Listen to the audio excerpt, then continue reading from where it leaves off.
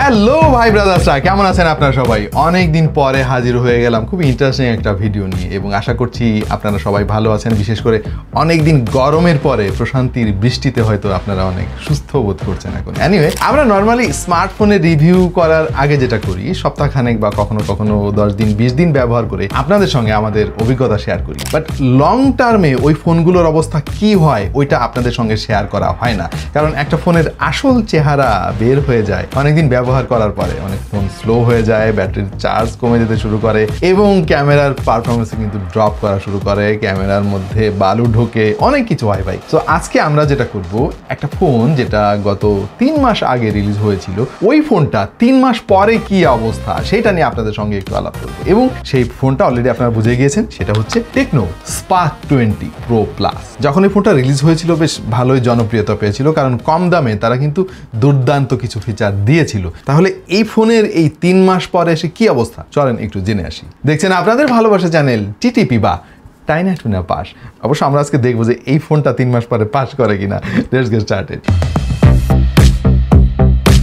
Performance কেমন সেটা check করার আগে চলেন আমরা একটু দেখে আসি যে 3 মাস পরে মার্কেটে এই ফোনের 27,000 টাকা দাম হিসেবে আসলে কি অবস্থা রয়েছে, কারণ এর মধ্যে অনেকগুলো ফোন তো রিলিজ হয়ে গেছে, আমাদের একটু দেখতে হবে না। সো 26 থেকে 27,000 টাকা প্রাইস রেঞ্জে মার্কেটে যে কয়েকটা ফোন আছে, AnTuTu স্কোরের দিক দিয়ে কিন্তু এটা অনেক অনেক এগিয়ে রয়েছে। খেয়াল করে দেখেন, কোনো ফোনই কিন্তু 4 লাখের ধাপ পার করতে পারে নাই। এর মধ্যে ইনফিনিক্সের নোট 12 প্রো রয়েছে, টেকনো পোভা 4 প্রো রয়েছে, ভিভোর Y36 রয়েছে ওয়ালটন এবং রিয়েলমির মতো ফোন। সো আপনি যদি AnTuTu স্কোরকে অনেক বেশি সিরিয়াসলি নেন তাহলে ডেফিনেটলি দেখতেই পাচ্ছেন যে এখানে এই ফোনটা কিন্তু অনেক এগিয়ে রয়েছে। পাশাপাশি এই একই সিপিইউ ব্যবহার করা অন্যান্য অনেক ফোনের সঙ্গে আমরা একটু কম্পেয়ার করে দেখলাম। খেয়াল করে দেখেন, এখানে কিন্তু ফোনের অবস্থান বেশ ভালোই মনে হচ্ছে। মজার ব্যাপার হচ্ছে G99 দিয়ে 1 নম্বরে যে ফোনটা রয়েছে সেটাও টেকনো। আমরা এই চার্ট থেকে দেখতে পাচ্ছি আরো অনেক বেশি টাকা দামের ফোনও কিন্তু অনেকখানি পিছিয়ে রয়েছে এই ফোনের পারফরমেন্সের চাইতে। এবং AnTuTu স্কোর দিয়ে যদি আমরা একটু ফিল্টার করি, মানে এটাকে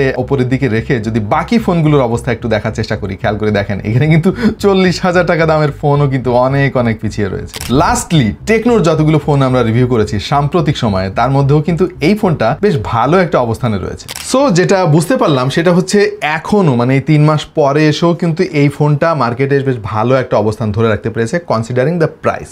এই ফোনের ডিসপ্লে নিয়ে তো আমাদের ফুল রিভিউতে ডিটেইলে আলাপ করেছি, বাট সংক্ষেপে যদি বলতে হয় ভাই, এই দামে কিন্তু one of the best display in the market right now. AMOLED panel তো তারা দিয়েছে, যেটা খুবই চমৎকার কোয়ালিটির একটা অ্যামোলেড প্যানেল, সেই সাথে 120 হার্জের রিফ্রেশ রেটও রয়েছে। এবং মোস্ট ইম্পর্টেন্টলি ভাই, এটার বেজেলটা দেখেন আপনি, মানে এত কম বেজেল দিয়েছে, আপনি যদি ফোনটা উল্টায়ও ধরেন দেখবেন যে একই রকম লাগতেছে। এত কম দামে এত ন্যারো বেজেল তারা দিয়েছে, এটা সেই সময় আমাদের জন্য একটা সারপ্রাইজিং ব্যাপার ছিল। আর ডিজাইনটা যে একেবারে ইউনিক সেটা না, এরকম ডিজাইনের আরো ফোন আমরা অনেক দেখছি এর আগে, বাট এইটা বিশেষ করে পেছনের ভেগান লেদার ব্যাক পার্টটা ভাই এত গ্রিপি এবং এত প্রিমিয়াম ফিল দেয়, যেটা আসলে এই বাজেটের ফোনে খুব একটা দেখা যায় না। টেকনো কিন্তু আমাদের মতো ক্রেতাদের জন্য এখন বেশ ভালোই পপুলার, কারণ হচ্ছে কম দামে তারা অনেক অনেক ফিচার দেওয়ার চেষ্টা করে। বাট অনেকের অভিযোগ থাকে যে লং টার্মে গিয়ে ওই ফিচারগুলো আসলে ঠিকঠাক মতো কাজ করে না, অনেক স্লো হয়ে যায় ফোন। বাট আমরা আমাদের টেস্টিং এ যেটা দেখতে পেয়েছি সেটাই এখন আপনাদের সঙ্গে শেয়ার করব। এই ফোনে ব্যবহার করা হয়েছিল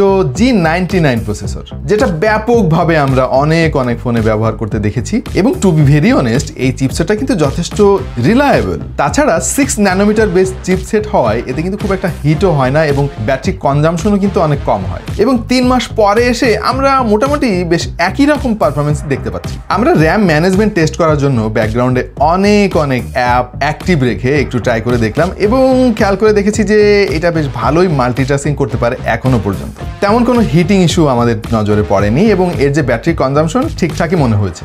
এই ফোনে ইন্টারনাল স্টোরেজ ব্যবহার করা হয়েছে 256 জিবি এবং র্যাম রয়েছে ফিজিক্যাল 8 জিবি। এবং 3 মাস কিন্তু যথেষ্ট লম্বা একটা সময়। এই সময়ের মধ্যে এই ফোনটা তো অনেক ব্যবহার করা হয়েছে, বাট আমার মনে হয় যে G99 তার কথা এবং কাজে মিল রেখেছে এখানে। 27,000 টাকা প্রাইস সেগমেন্টে মার্কেটে যতগুলো ফোন আছে তার মধ্যে কিন্তু অন্যতম সেরা ছবি দিয়েছিল এই ফোনটা আমাদের টেস্টিং এ। সো 3 মাস পরে এসে আমরা আরো অনেক অনেক ছবি তুললাম এবং আমরা কিন্তু ইমপ্রেস, কারণ হচ্ছে ক্যামেরার কোয়ালিটিতে কিন্তু আমরা কোনো পার্থক্য দেখতে পাচ্ছি না। এখনো ছবিতে যথেষ্ট শার্পনেস বিদ্যমান, ডাইনামিক রেঞ্জও কিন্তু যথেষ্ট ভালো মনে হলো। বাট পোর্ট্রেট ফটোগ্রাফি আগেও ভালো ছিল না, এবারও ভালোই নাই। আসলে এই দামের ফোনে অনেক ভালো পোর্ট্রেট ফটোগ্রাফি আশাও করা যায় না। এই ফোনটা সব থেকে বেশি ভালো লাগে আমার কাছে যে জিনিসটা, সেটা হচ্ছে এর এক্সপোজার কন্ট্রোল। নর্মালি স্মার্টফোনগুলো কিন্তু এক্সপোজার খুব একটা ভালো ব্যালেন্স করতে পারে না, বাট এই ফোনটা সেটা করে দেখিয়েছে। সেই একই ব্যাপার বলতে হয় এর সেলফি ফটোগ্রাফিতেও। 32 মেগাপিক্সেল ক্যামেরা শুনলে তো আমাদের একটু প্রত্যাশা বেড়েই যায়, এবং যে প্রত্যাশা কিন্তু পূরণ করতে পেরেছে এই ফোনটা।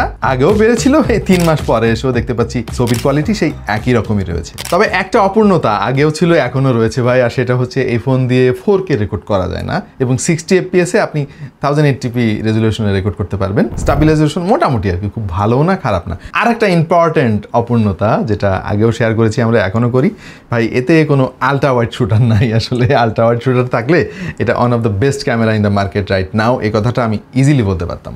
আচ্ছা, এইবার চার্জিং ব্যাকআপ নিয়ে কিছু আলাপ করে ফেলা যাক। নর্মালি 3 মাস ধরে এই ফোনটা ব্যবহার করার পরে যেটা বোঝা গেল, চার্জিং ব্যাকআপে খুব একটা পার্থক্য আমরা দেখতে পাচ্ছি না, সেই একই রকম পারফরমেন্সই আমরা পাচ্ছি। আমরা এই ফোনটা দিয়ে অনবরত গেমিং ট্রাই করি, এবং 3 মাস পরে এসেও আমাদের কাছে মনে হচ্ছে যে পারফরমেন্সে খুব একটা ড্রপ দেখা যাচ্ছে না। তবে হ্যাঁ, যদি লম্বা সময় ধরে আপনি গেমিং করেন তাহলে হালকা একটু হিটিং ইস্যু আপনি খেয়াল করবেন। তবে গেমিং এর সময় এর ব্যাটারি কনজাম্পশন কিন্তু নর্মালি মনে হলো আমাদের কাছে। আমরা অবশ্যই এই ফোনটায় ব্যাক কভার ইউজ করেছি সবসময়, কারণ ভেগান লেদার হলেও আমাদের কাছে মনে হয়েছে যে ব্যাক কভার যেহেতু আছেই বক্সের মধ্যে, আমরা এটা ইউজ করি, এবং খুব একটা স্ক্র্যাচ এই ফোনে পড়ে নাই। তবে হ্যাঁ, ডিসপ্লের একটা ব্যাপার একটু আপনাদের সঙ্গে শেয়ার করি। আমরা বেসিক্যালি এতে কোনো ডিসপ্লে প্রোটেক্টর ব্যবহার করি নাই। ফোনের সঙ্গে যে পলিটা লাগানো ছিল সে পলিটা এখনো পর্যন্ত রয়েছে, বাট ওর উপরে বেশ ভালো পরিমাণে স্ক্র্যাচ এবং বিভিন্ন রকম ডেন্ট দেখা যাচ্ছে। পলিটা তুলে ফেললে কিন্তু ওটা আবার ফ্রেশ কন্ডিশনে চলে যাবে। আর নর্মালি এই কার্ভ ডিসপ্লের ভাই স্ক্রিন প্রোটেক্টর লাগানো অনেক ঝামেলা মনে হয় আমার কাছে পার্সোনালি। সো এই একটা জিনিস নিয়ে আমি একটু ওয়ারিড যে এই পলিটা খুলে ফেলার পরে আমি যখন অ্যাকচুয়াল ডিসপ্লে প্রোটেক্টর ব্যবহার করব ওইটার কি অবস্থা হবে। আর সো 3 মাস পরে এসে যে ফোনটা নিয়ে আপনাদের সঙ্গে আলাপ করতেছি, আমার কাছে কেন জানি মনে হচ্ছে যে ওই 3 মাস আগেই আমরা রয়েছি, খুব একটা পার্থক্য দেখতে পাচ্ছি না। হয়তো বা এই ফোনটা 6 মাস পরে বা 1 বছর পরে এসে কিছুটা ব্যাটারির ব্যাকআপ কমে যাবে এবং পারফরমেন্স হয়তো আরেকটু ডিগ্রেড করতে পারে, নট শিওর। বাট আমি চেষ্টা করবো আপনাদেরকে আরও লম্বা একটা সময় পরে আরেকবার এটার এক্সপিরিয়েন্স শেয়ার করতে। এবং এখন তো টেকনোর সঙ্গে যুদ্ধ করতে হবে আর কি, কারণ টেকনোর আরও ভালো ভালো কিছু ফোন কিন্তু মার্কেটে চলে আসতেছে খুব শীঘ্রই। যেমন ক্যামন 30 প্রিমিয়ার, এই ফোনটা কিন্তু ইন্টারন্যাশনাল মার্কেটে রিসেন্টলি রিলিজ হয়েছে, এবং আমাদের দেশে এই ফোনটা নিয়ে অনেক অনেক হাইপ আছে, যেটা খুব শীঘ্রই বাংলাদেশের মার্কেটে অ্যাভেলেবেল হবে। যদিও ওই ফোনটার দাম অনেক বেশি, তারপরে আমি বলবো যে টেকনো এই 27,000 টাকা প্রাইস সেগমেন্টে যে স্পেক দিয়েছে, তাদের যে পারফরমেন্স, তারা স্টেবিলিটি ধরে রাখতে পেরেছে, এটা অবশ্যই প্রশংসার দাবি রাখে। প্রিয় দর্শক, আজকে খুব বেশি সময় নিব না আপনাদের কাছে। সো এরকম ভিডিও আপনারা দেখতে চান কিনা, যে লম্বা সময় পরে ফোনের অবস্থা কি হয়, আমাদেরকে জানাতে পারেন কমেন্ট সেকশনে। আমরা চেষ্টা করবো এই টাইপের কন্টেন্ট নিয়ে আপনাদের সামনে হাজির হতে। সো আপাতত এ পর্যন্তই, দেখা হয়ে যাবে অন্য কোনো ভিডিওতে ভিন্ন কোনো বিষয় নিয়ে। সে পর্যন্ত সবাই ভালো থাকুন, সুস্থ থাকুন, আর দেখতে থাকুন টেক টু দ্য পয়েন্ট।